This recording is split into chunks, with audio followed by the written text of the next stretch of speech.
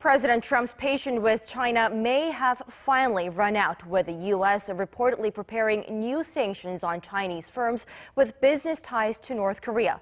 The administration had long hinted at the adoption of so-called secondary sanctions aimed at China if it fails to rein in the Kim Jong-un regime.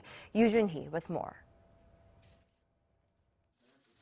Two senior U.S. officials told Reuters on Thursday that Washington was ready to adopt measures targeting Chinese banks and shell companies suspected of bankrolling Pyongyang's weapons programs.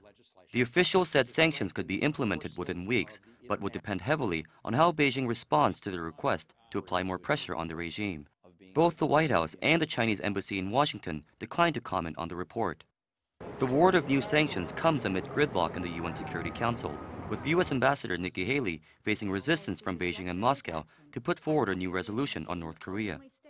During last week's emergency meeting, Haley threatened a secondary boycott if Security Council members could not agree on new sanctions to punish North Korea for its recent ICBM launch.